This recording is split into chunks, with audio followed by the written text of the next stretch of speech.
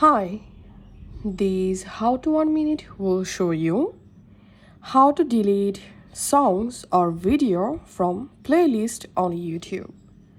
Follow these easy steps to easily delete any music or any video from a specific playlist.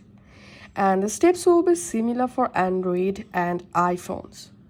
Go ahead and launch your YouTube app and make sure to sign into your YouTube account, in which accounts you have uploaded your musics or videos. Now go to your YouTube profile page by tapping on your profile photo and tap on View Channel, and here tap on Playlist, and here you will find all of your created playlist. Now tap the playlist where you've added your musics, and now for example I want to delete this video or this music from this playlist.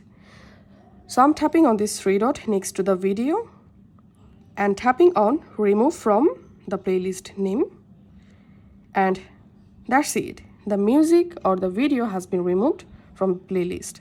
The same way you will be able to remove multiple music or video from the specific playlist. So this is how we can delete songs from playlist on YouTube. If this video helped you out, please leave a like and leave a comment down below. Thank you for watching.